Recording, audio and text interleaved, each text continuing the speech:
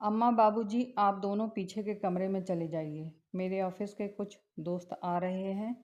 गोविंद जी के बेटे रोहित ने कड़वाहट भरे शब्दों में कहा। वह कुछ परेशान सा लग रहा था। रोहित की पत्नी ने आज सुबह ही उसे धमकी दी थी। अगर तुमने अपने माँ बाबूजी को घर से नहीं निकाला तो मैं बिट्टू को लेकर मायके चली जाऊंगी।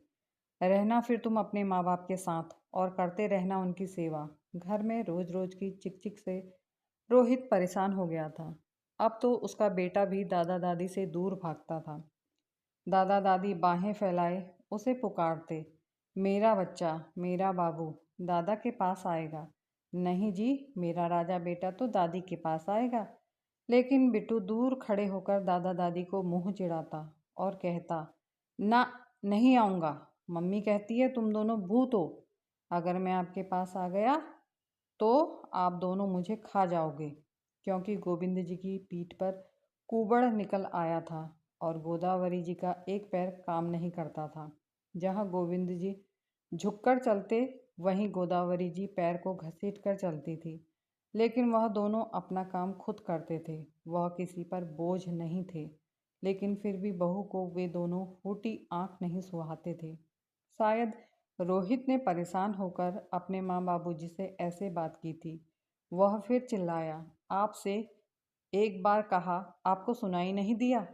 तब रोहित की माँ गोदावरी जी बोली, बेटा अपने बाबूजी को चाय तो पी लेने दे। चाय पीछे के कमरे में जाकर पी लेना। रोहित बोला, बेटा सुबह से चाय नहीं पी है तेरे बाबूजी ने। अब इधर उधर करेंगे तो बहू गुस्सा करेगी। तुझे तो पता है तेरे बाबूजी का हाथ कितना कांपता है। अगर चाय लेकर पीछे के कमरे में जाएंगे तो चाय फर्श पर गिर जाएगी। फिर बहू कल से बरामदे में चाय तो क्या, खाना भी नहीं खाने देगी। रोहित ने दोनों का चाय का गिलास पकड़ा और बाहर क्यारियों में फेंक दिया। बेचारे बूढ़े माँ बाप बेटे का चेहरा बड़ी हैरानी से देख रहे थे।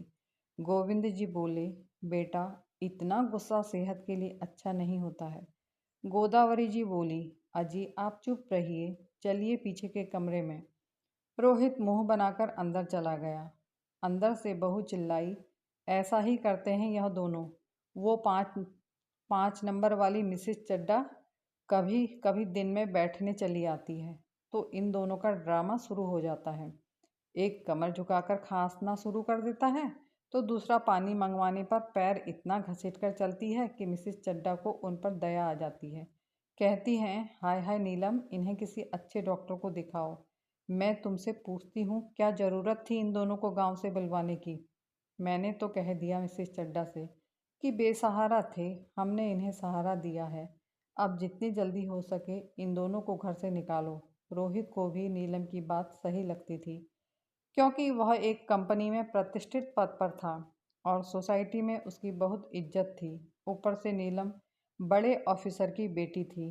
रात को जब नीलम सोने के लिए कमरे में आई तो उसने रोहित से कहा, सुनो, एक हफ्ते बाद मेरे चाचा चाची और उनके बेटे बहू लंदन से आ रहे हैं।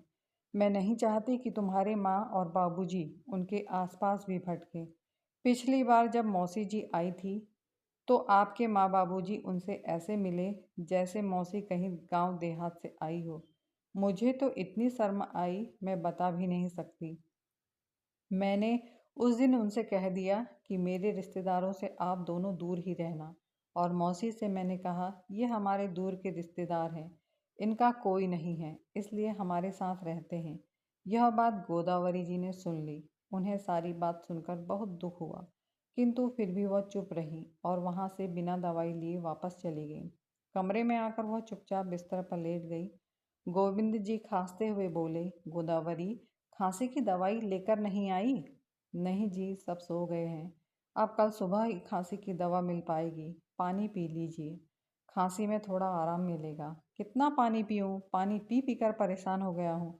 गोदावरी जी मन ही मन सोच रही थी, इससे अच्छे तो हम गांव में ही थे, कोई बंदिशें तो नहीं थी। जैसे तैसे रात गुजरी।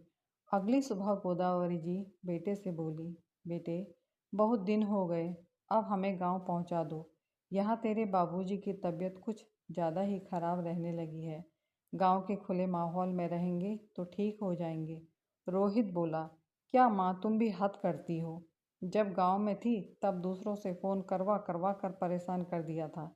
हमें लेने कब आओगे? तेरे बाबूजी की तबीयत बहुत ख़राब है, उन्हें अस्पताल दिखाना है। गोविंद जी बोले, बेटा, गांव के डॉक्टर ने कहा था कि शहर जाकर किसी अच्छे अस्पताल में कुछ जांच अवश्य करवा लेना, लेकिन हमें शहर में आए 1 महीना बीत गया है, तुमने अभी तक मुझे अस्पताल नहीं दिखाया। रोहित अपनी घड़ी ठीक करते हुए बोला, अस्पताल की क्या ज़रूरत है? घर में दवाइयाँ पड़ी हैं, वह खा लीजिए। बस सर्दी की परेशानी है और कुछ नहीं। बुढ़ापे में तो ऐसी बीमारियां लगी ही रहती हैं। गोविंद जी खांसते हुए बोले, बस बेटा, हमें गांव छोड़ दो, तुम्हारी मेहरबानी होगी। गांव में कौन है आपकी देखभाल करने वाला? रोहित पिता से बोला, अरे गांव में तो सब अपने हैं, गांव शहर के जैसा नहीं होता है। गांव में तो सब एक परिवार की तरह रहते हैं। यहाँ शहर में तो परिवार के लोग ही बेगाने लगते हैं। नीलम चुपके से सारी बातें सुन रही थी और मन ही मन खुश हो रही थी। रोहित ने कहा, माँ बाबूजी, अभी मैं ऑफिस जा रहा हूँ, शाम को मिलकर बातें करते हैं। रोहित तैयार होकर अपनी कार में बैठकर ऑफिस चला गया। नीलम बहुत खुश नजर आ रही थी। तभी दरवाजे की घंटी बजी। दरवाज़ा खोला तो पड़ोस की रिंकी। रिंकी अक्सर बिट्टू के साथ खेलने आ जाया करती थी, लेकिन आज रिंकी बहुत दिनों के बाद बिट्टू के साथ खेलने आई थी। नीलम ने दरवाज़ा खोलते ही रिंकी से पूछा, रिंकी, आ गई तुम गांव से? रिंकी ने शर्माते हुए कहा, हाँ आंटी, आ गए गांव से। आंटी, बिट्टू कहाँ है? बिट्टू बिट्टू अपने कमरे में है, नीलम ने मुस्कुराते हुए कहा। रिंकी दौड़कर बिट्टू के कमरे में चली गई। बिट्टू रिंकी को देखकर खुश हो गया। रिंकी, तुम कहाँ गई थी? बिट्टू हाथ में बॉल घुमाते हुए बोला। रिंकी उछलते हुए बोली, मैं अपने दादा दादी के घर गई थी। मेरे दादा दादी का घर बहुत दूर गांव में है। बिट्टू, दादा दादी के साथ खूब मज़ा आया। दादी दही का मट्ठा बनाती थी, उसमें से मक्खन निकाल कर मुझे खिलाती थी। और दादू शाम को मुझे गिरधारी काका की दुकान ले जाते, फिर अपने कंधे पर बैठाकर पूरा गांव घुमाते थे। बिट्टू, तुम्हें पता है, मेरे दादा दादी अब हमारे साथ ही रहेंगे। मम्मी और पापा दादा दादी को अपने साथ लेकर आ गए हैं। बिट्टू बॉल को संभालते हुए बोला। रिंकी, तुम्हारे दादा दादी भूत हैं क्या? रिंकी बड़ी हैरत भरी नज़रों से बिट्टू का मुंह देखने लगी। बिट्टू, दादा दादी भूत नहीं होते हैं, वह तो दुनिया में हमें सबसे ज़्यादा प्यार करते हैं, ऐसा मेरे मम्मी पापा कहते हैं। पर मेरी मम्मी तो कहती है दादा दादी तो भूत होते हैं। तुम्हें दिखाऊं वह कहाँ रहते हैं? बिट्टू रिंकी का हाथ पकड़कर बोला। दिखाओ। रिंकी ने हैरत भरी नज़रों से कहा और दोनों पीछे के कमरे की तरफ चले गए। कमरे के दरवाजे पर खड़े होकर बिट्टू भीतर की ओर इशारा करके रिंकी के कानों में फुसफुसाया, देखो रिंकी, वह दोनों भूत सो रहे हैं। एक भूत चारपाई पर सोया है और दूसरा भूत जमीन पर। शोर मत करना, नहीं तो वह जाग जाएंगे और हमें खा जाएंगे। बच्चों की खुसर फुसर और आहट से गोदावरी जी उठ बैठी। बिट्टू ने जब देखा गोदावरी जी उठकर बैठ गई हैं, तो वह जोर से चिल्लाया, रिंकी भागो, भूत! रिंकी भी डर से भागने लगी। ऐसा ही क्रम 3-4 बार दोहराने पर रिंकी समझ गई कि वह भूत नहीं, इंसान है। रिंकी बहुत समझदार बच्ची थी, क्योंकि उसके मम्मी पापा ने उसे बड़ों का सम्मान करना सिखाया था। वह दरवाजे पर खड़ी होकर बोली, बिट्टू, यह भूत नहीं है। गोदावरी जी बैठे बैठे रिंकी को बाहें फैलाए अपनी ओर पुकारने लगी, बिटिया रानी, आ जाओ। रिंकी को अपनी दादी की याद आई। उसकी दादी भी उसे ऐसे ही पुकारती है। वह धीरे धीरे गोदावरी जी की गोद में जाकर बैठ गई। फिर गोदावरी जी ने गोविंद जी को जगाया और रिंकी को उनसे मिलवाया। गोविंद जी रिंकी के सिर पर हाथ फेरते हुए कहने लगे, बिटिया, क्या नाम है? रिंकी बोली, मेरा नाम रिंकी है। दरवाजे पर खड़ा बिट्टू यह सब देख रहा था और मन ही मन सोच रहा था, अब भूत रिंकी को खा जाएगा। रिंकी गोदावरी जी की गोद से उठी और बिट्टू का हाथ खींचते हुए बोली, आओ ना बिट्टू, देखो यह भूत नहीं है। बिट्टू डरता मरता गोदावरी जी के पास गया। गोदावरी जी ने आज पहली बार बिट्टू को छुआ था। बिट्टू को छूते ही उनकी आंखें भर आई। गोविंद जी भी यह भावुक नज़ारा देखकर भावुक हो गए। तभी नीलम ने जोर से आवाज़ लगाई, बिट्टू, बिट्टू, कहाँ हो? जैसे ही गोदावरी जी ने नीलम की आवाज़ सुनी तो दोनों बच्चों से कहा, बच्चों जाओ जल्दी से, और मम्मी को नहीं बताना कि तुम हमारे पास थे। बिट्टू और रिंकी दौड़कर नीलम के पास गए। बिट्टू बोला, क्या मम्मी? नीलम बोली, कहाँ गए थे तुम दोनों? कहीं नहीं मम्मी, हम छुपन छुपाई खेल रहे थे। शाम को रोहित ऑफिस से घर आया तो नीलम ने कहा, रोहित, अपने माँ बाबूजी को गांव गांव कब छोड़ रहे हो? रोहित ने कहा, नीलम 10-15 दिन मुझे बिल्कुल फुर्सत नहीं है। ऑफिस का बहुत काम है, फिर बाद में छोड़ दूंगा। नीलम बड़बड़ाते हुए कमरे में चली गई। अब दोनों बच्चों का रोजाना यही काम था। वह दिन में 2 बजे से 4 बजे तक गोदावरी जी और गोविंद जी के साथ खेलते। बच्चों के साथ खेलते खेलते गोविंद जी की तबीयत में सुधार होने लगा और उनकी सेहत भी अच्छी होने लगी। नीलम के चाचा चाची लंदन से आने वाले थे तो उसने अपने सास ससुर को हिदायत दी कि जब तक चाचा चाची यहाँ रहेंगे तब तक अपने कमरे से बाहर मत निकलना। अगर मेरी बात नहीं मानी तो अंजाम बुरा होगा। उसी शाम को नीलम के चाचा चाची बहू बेटे के साथ आए। नीलम ने उनकी खूब खातिरदारी की।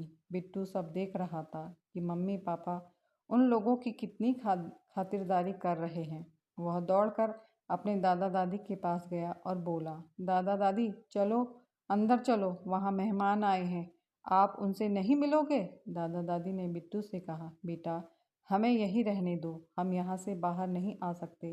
बिट्टू ज़बरदस्ती करने लगा। वह दादा दादी का हाथ पकड़कर ज़बरदस्ती भीतर ले आया और वहाँ नीलम के चाचा चाची से कहने लगा, नाना नानी, यह देखो मेरे दादा दादी। सब लोग वहाँ एक दूसरे का मुंह ताकने लगे। नीलम ने यह सब देखकर रोहित को आंखों ही आंखों में इशारा किया। रोहित ने बिट्टू को अपने पास बुलाया और उसे धीरे से कहा, बेटा आप इनको लेकर क्यों आए हो? तो बिट्टू बोला, पापा वह मेरे दादा दादी हैं और मेरे दोस्त भी। जैसे सब यहाँ अच्छा अच्छा खाना खा रहे हैं वैसे ही दादा दादी भी हम सबके साथ खाना खाएंगे। वक्त की नज़ाकत देखकर नीलम चुप हो गई और रोहित भी चुपचाप खड़ा था। गोदावरी जी और गोविंद जी सकुचाते हुए एक तरफ खड़े हो गए। बिट्टू खड़ा होकर उनका हाथ खींचते हुए सोफे में बैठाने लगा। तब रोहित बोला, बाबूजी और माँ आराम से बैठिए, सबने खाना खाया। और नीलम की चाची ने पूछा, बिट्टू बेटा आप अपने दादा दादी को कितना प्यार करते हो? तो बिट्टू बोला, नानी मैं अपने दादा दादी को बहुत प्यार करता हूँ। नीलम 2 दिन तक जहर का घूंट पीकर रह गई। जैसे ही चाचा चाची विदा हुए तो उसका गुस्सा 7वें आसमान पर था। उसने अपने सास ससुर को खूब खरी खोटी सुनाई और रोहित से बोली, अभी के अभी तुम इन्हें गांव छोड़कर आओ। रोहित बोला, आप अपना सामान पैक कीजिए, आज दोपहर की गाड़ी से आपको गांव रवाना कर दूंगा। इतना सुनते ही बिट्टू खूब जोर जोर से रोने लगा। वह रोते हुए कह रहा था, नहीं दादा दादी नहीं जाएंगे, वह मेरे ही पास रहेंगे जैसे रिंकी के दादा दादी उसके पास रहते हैं। रोहित ने दिन की गाड़ी से दोनों को गांव भिजवा दिया, लेकिन बिट्टू ने रो रो के अपना हाल बुरा कर लिया। उसने ना कुछ खाया और ना ही कुछ पिया। आधी रात से उसको बहुत तेज बुखार चढ़ गया और उसे रह रहकर बेहोशी के दौरे पड़ने लगे। यह देखकर नीलम घबरा गई। उसने रोहित से कहा, रोहित बिट्टू को हॉस्पिटल ले जाना होगा। नीलम और रोहित जैसे ही बिट्टू को हॉस्पिटल ले गए, डॉक्टर ने कहा, बच्चे को एडमिट करना पड़ेगा। डॉक्टर ने रोहित और नीलम से बिट्टू की पूरी क्रियाकलाप पूछी तो रोहित ने बताया, दादा दादी के जाने के बाद यह बहुत रोया। रोते रोते इसने खाना पीना भी छोड़ दिया और फिर इसे बुखार चढ़ गया। डॉक्टर बोली, आप बच्चे के दादा दादी को बुला लीजिए, वह बेहोशी में भी उन्हीं को पुकार रहा है। रोहित रात को ही अपनी गाड़ी लेकर माँ बाबूजी को लेने के लिए गांव चला गया और सोचने लगा, मैंने अपने माता पिता का अपमान किया, इसलिए भगवान ने मुझे यह सज़ा दी है।